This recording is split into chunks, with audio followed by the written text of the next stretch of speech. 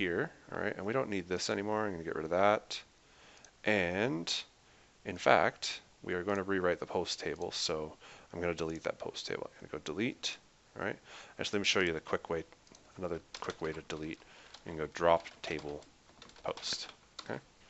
And then we're going to go Shift Control R because it's going to tell us post doesn't exist. So now I can just run that script without having to go through the physical deletion of that post. It's already written into my script. Okay. So what we're going to do is we're going to add another constraint here, and this constraint is called a foreign key. Okay. And just like every other constraint, it starts with constraint prefix. In the case of foreign key, it's FK, an underscore, and the table name. So FK post, right? Then the next part is sort of unique to each constraint type.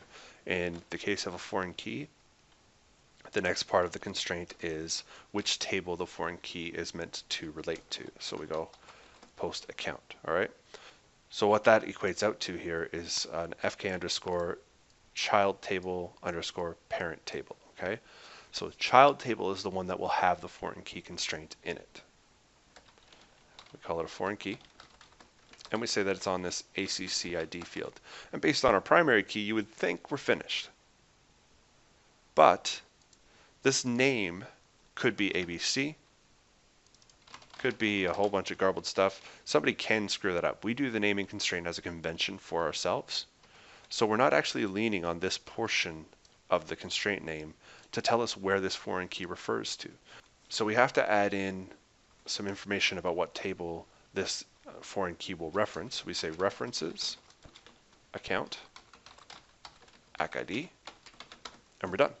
So I can execute this. First it'll drop the table because I know post is already there, and then it'll recreate the table. I'm going to click execute, good to go. Now one thing you will probably notice is that if you go to your keys here, you will have a primary key and a foreign key. You may have to refresh though, so just in case, if you don't have that stuff, you go table, refresh, you go to post, and you can check your keys out, your primary key and your foreign key.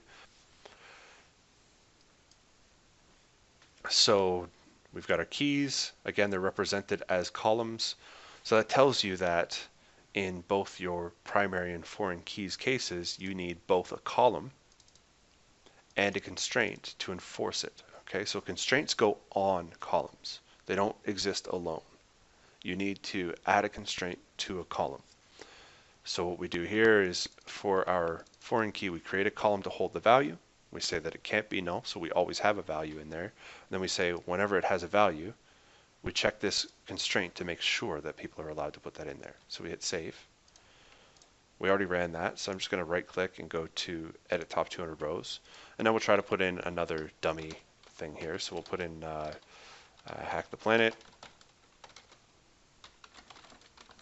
I'll misspell it on purpose. Hashtag hack the planet.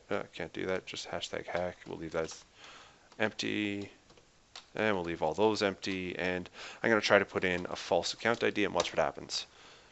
I get no row was updated. Data in row 1 was not committed. The insert statement conflicted with foreign key constraint, FK post account, etc., etc.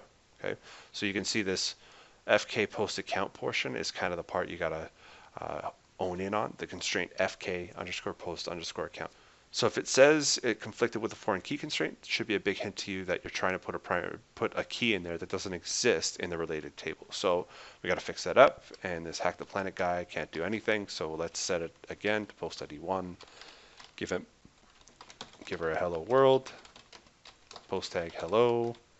We'll leave all the rest empty and give her the account ID 1 because all those will default like we said so in creating table.